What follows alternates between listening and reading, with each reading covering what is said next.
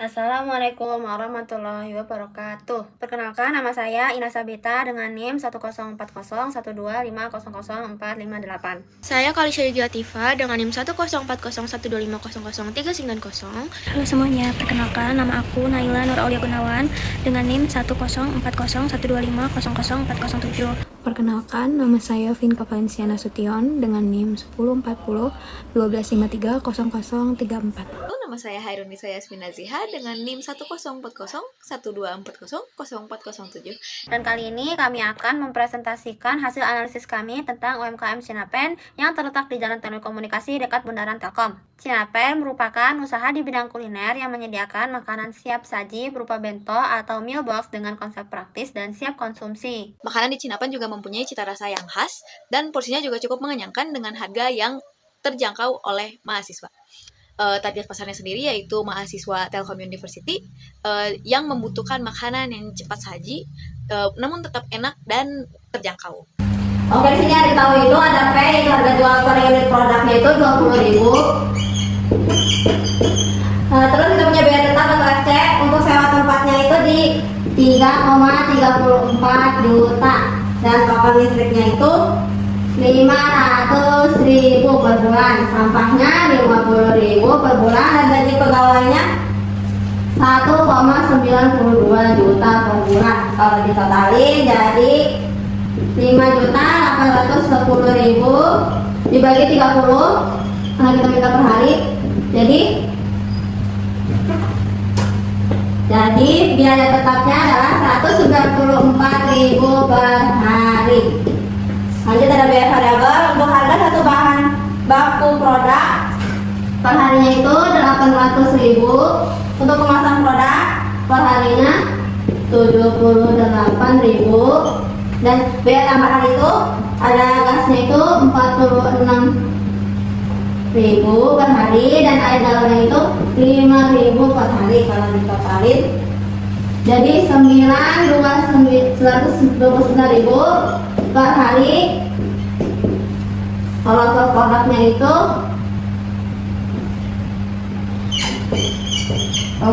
itu jadi 11.620 per produk. Halo semuanya, kita di sini mau lanjutin teman tadi. Di sini ada FC-nya 194, T-nya 11.620, P-nya 20.000. Di sini ditanyakan itu modal fungsi gaya. Kita langsung substitusi aja ya, masukin. FC-nya ini 194 ditambah P-nya itu 11.620. Nih. Di sini modal fungsi pendapatannya. Ini tuh P-nya tuh berarti 20. Kita tulis aja 20 Q. Berarti ini guys, modal fungsi pendapatannya. Selanjutnya kita akan membahas tentang BP atau break even point. Yang pertama, BP itu rumusnya adalah TS sama dengan TC. TS sama dengan TC itu rumusnya sama dengan PQ sama dengan FC ditambah VQ. Nah, untuk mendapatkan rumus yang lebih singkatnya, kita pindah ruaskan VQ ke bagian yang PQ ini. Jadinya dalam kurung P dikurangi V dalam tutup kurung Q sama dengan FC. Lalu kita pindah ruaskan lagi P dikurangi V itu ke kanan menjadi Q sama dengan FC dibagi P kurangi Q. Jadinya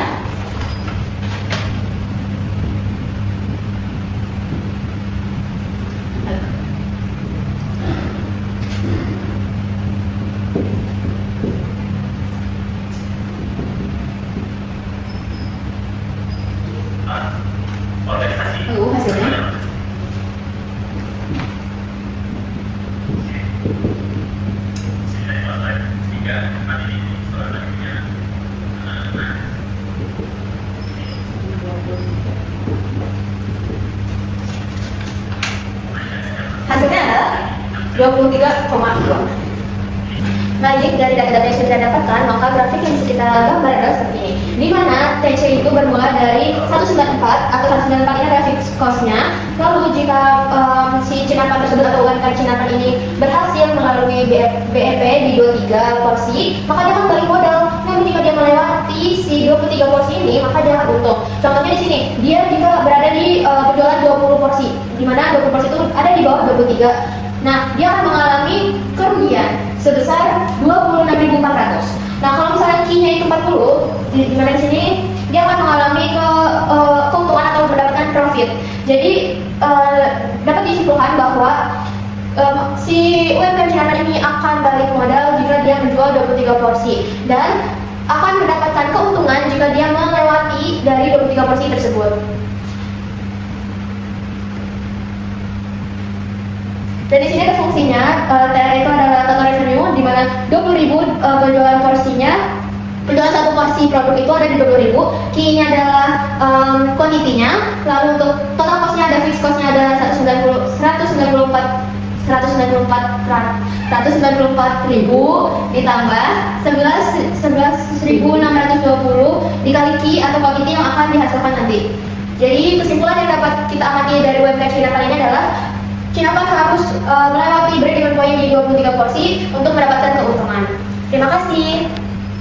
Selanjutnya ada profit kuadratir, yaitu rumusnya FC sama dengan FC ditambah VQ ditambah AQ kuadrat, yaitu FC-nya 194, Q-nya 11.620 dikali Q ditambah 0. 0 itu A itu karena tidak pernah melebihi target hari yang kalau berlebihan dia tutup, kalau kekurangan bahan baku disimpan untuk besok. Selanjutnya, misalkan Q-nya 80, berarti 194.000 ditambah 11.620 dikali 80 hasilnya 225.000. Lanjut kita bakal menghitung profit. Profit itu yang bisa disebut P, rumusnya itu TR dikurang TC. TR itu kan rumusnya P dikali Q, dan TC itu rumusnya FC ditambah V dikali Q. Nah, P-nya itu kan 20.000 dikali Q. Nah, FC-nya itu 194.000 ditambah 11.620 dikali Q. Nah, di sini langsung kita misalin Q-nya sama dengan 80, berarti 20.000 dikali 80 dikurang 194.000 ditambah 11.620 dikali 80. Yang dibaca hasilnya 1.600.000 dikurang ini hasilnya 225.000 dengan 1.375.000. Jadi keuntungan yang didapat ketika dia menjual 80 porsi atau 80 bungkus makanan adalah 1.375.000.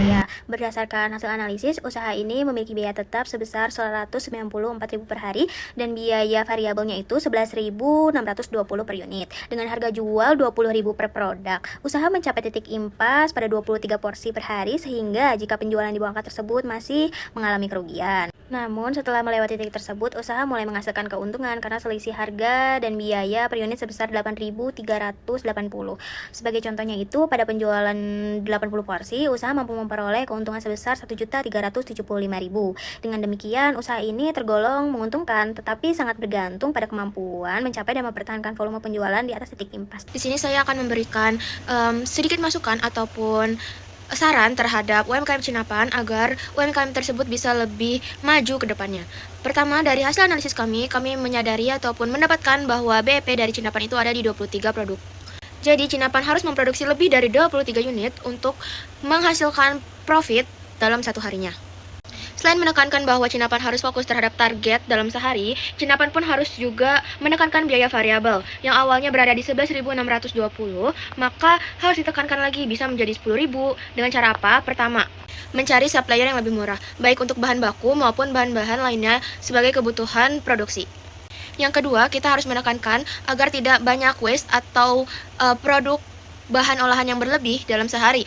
Jadi kita hanya membeli sesuai dengan kebutuhan dalam sehari tersebut, namun tetap memenuhi target. Yang terakhir adalah promosi. Karena target market dari Cinapan itu sendiri hanya mahasiswa di daerah Telkom University, maka harus banyak promosi yang dilakukan oleh Cinapan agar lebih luas lagi target pasar yang akan dicapai oleh Cinapan itu sendiri.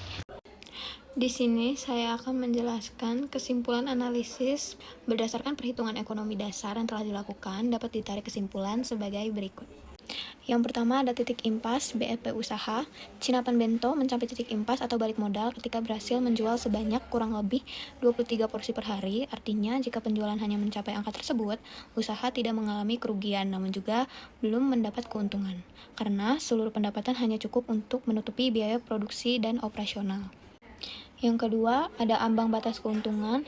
Pertama, yaitu jika penjualan di bawah 23 porsi, usaha akan mengalami kerugian. Yang kedua, jika penjualan di atas 23 porsi, usaha mulai mendapatkan keuntungan. Dan yang terakhir, semakin tinggi jumlah penjualan dibandingkan angka 23 porsi, maka margin keuntungan yang didapat akan semakin besar.